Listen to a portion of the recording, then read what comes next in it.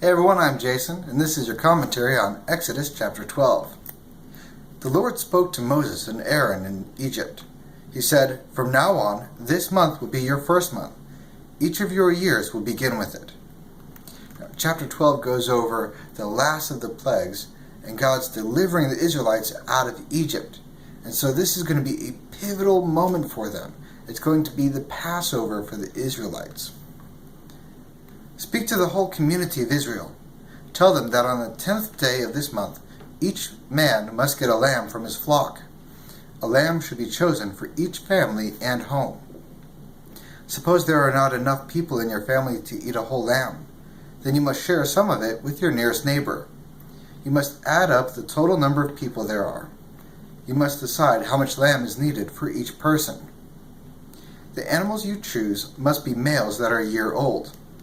Now, they do this because they want them to still be young. If they're about to be used as a sacrifice, you don't want one that's already old and ready to die. It's more likely that it's going to be sick or unhealthy. They must not have any flaws. You may choose either sheep or goats. Take care of them until the 14th day of the month. Now, when he says take care of them, a lot of people will think that it means that the animal is actually with them inside their house for the most part. So for 4 days, the lamb's going to be with this family. Imagine what that's going to do to especially the kids who see an animal that's no longer part of the flock, but something more domesticated in your house. Then the whole community of Israel must kill them when the sun goes down.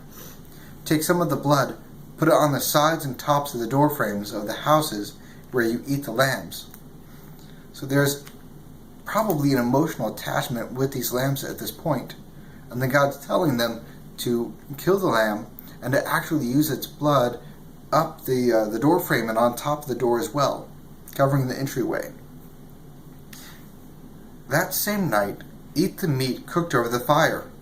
Also eat bitter plants, and eat bread that is made without yeast. Do not eat the meat raw or boiled in water. Instead, cook it over the fire. Cook the head, legs, and inside parts. Do not leave any of it until morning. If some is left over until morning, burn it. Now, the purpose of this is whether they're going to eat all the lamb or they're going to burn it afterwards. This sacrifice that God's asking them to do is to be completely consumed in this practice.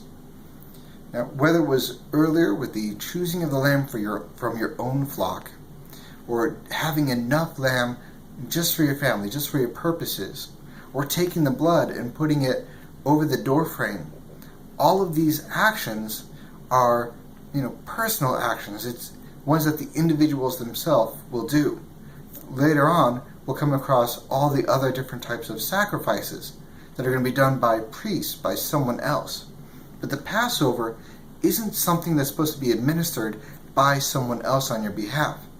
It's supposed to be a very personal thing all the way through.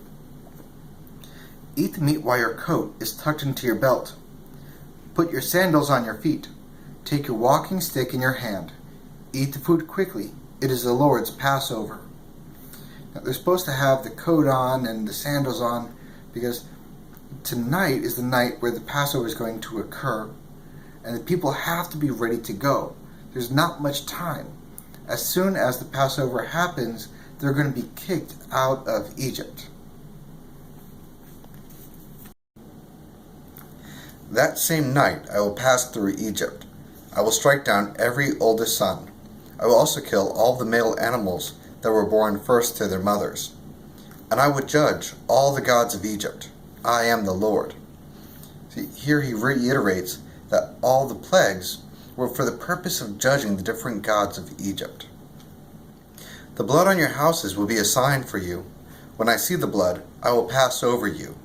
No deadly plague will touch you when I strike Egypt. Always remember this day. For all time to come, you and your children after you must celebrate this day as a feast in honor of the Lord. It is a law that will last forever. Eat bread made without yeast for 7 days. On the first day, remove the yeast from your homes. For the next 7 days, anyone who eats anything that has yeast in it must be cut off from Israel.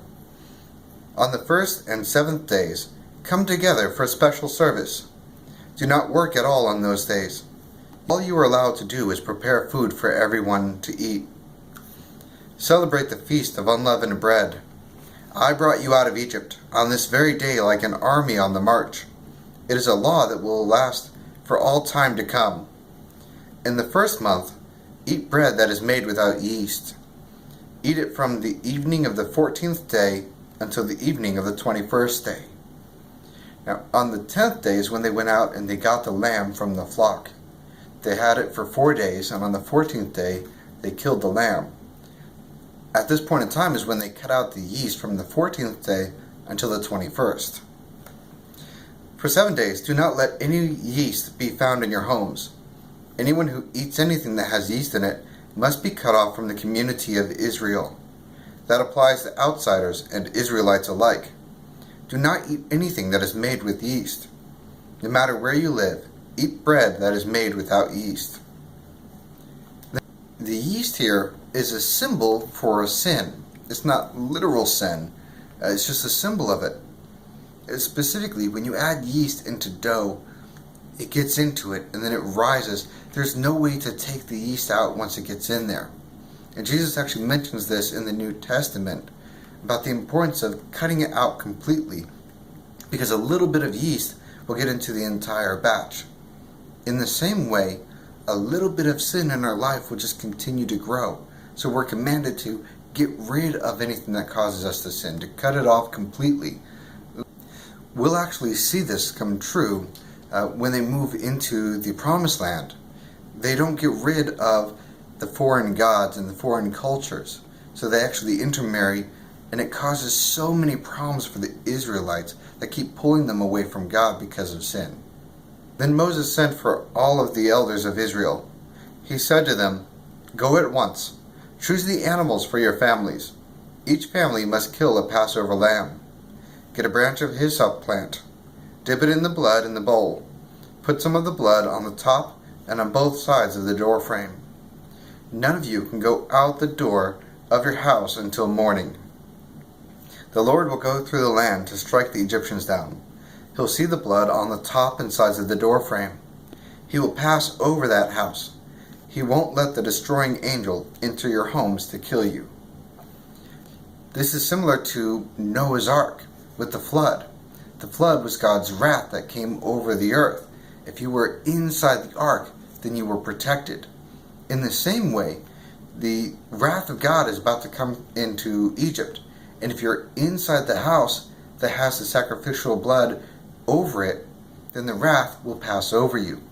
This goes all the way into the New Testament, where the Bible says that we need to be in Jesus, covered by his blood.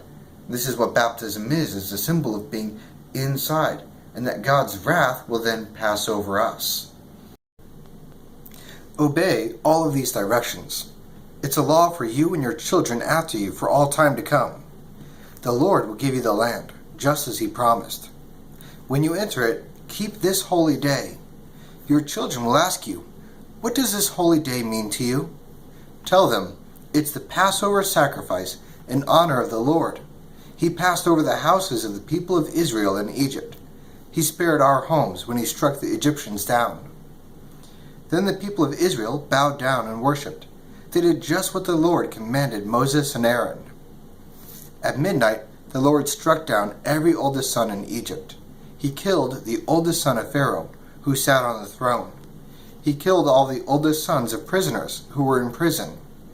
He also killed all of the male animals that were born first to their mothers among the livestock. Pharaoh and all of his officials got up during the night. So did all of the Egyptians. There was loud crying in Egypt because someone had died in every home. This is the reason why it's called Passover, because the angel of death passed over the houses that were protected by the blood of the Lamb. During the night, Pharaoh sent for Moses and Aaron. He said to them, "Get out of here, you and the Israelites. Leave my people. Go. Worship the Lord just as you have asked. Go, take your flocks and herds just as you have said, and also give me your blessing." The Egyptians begged the people of Israel to hurry up and leave the country. "If you don't," they said, "we'll all die." So the people took their dough before the yeast was added to it. They carried it on their shoulders in bread pans that were wrapped in cloths. They did just as Moses had directed them. They asked the Egyptians for articles that were made out of silver and gold. They also asked them for clothes. The Lord had caused the Egyptians to treat the people of Israel in a kind way, so they gave them what they asked for. The people of Israel took many expensive things that belonged to the Egyptians. Now, even though they're taking things from the Egyptians, they're not stealing them. They're just asking the Egyptians, and the Egyptians are willingly giving them the silver, the gold, the clothes. It's going to be things that they're going to use for the tabernacle, for the ark that they're going to build, as well as just provisions for themselves to get through the wilderness moving into the new land. The Israelites traveled from Ramses to Succoth. There were about 600,000 men who were old enough to go into battle. The women and children went with them. So did many other people. The Israelites also took large flocks and herds with them. They brought dough from Egypt. With it they baked bread without yeast. The dough didn't have any yeast in it. That's because the people had been driven out of Egypt before they had time to prepare their food. The people of Israel lived in Egypt for 430 years. At the end of the 430 years, to the very day, all of the Lord's people marched out of Egypt like an army. Now, with this, it shows that God knew what he was talking about when he told Abraham that this was going to happen. God didn't forget his people at all. This was all planned by God to the very day. That's what that means. It's not an accident or that God happened to remember his promise and then try and quickly make up for it. This was intentional, an act of God to show his power and to show his deliverance for his people. The Lord kept watch that night to bring them out of Egypt.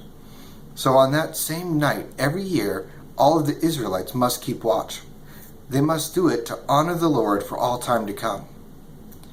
The Lord spoke to Moses and Aaron. He said, "Here are the rules for the Passover. No one from another country is allowed to eat the Passover meal.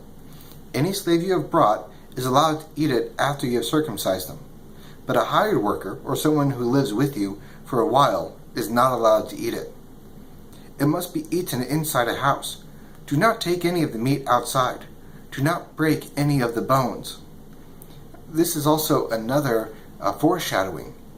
The lamb that was sacrificed, it was supposed to be completely consumed, and none of the bones were supposed to be broken.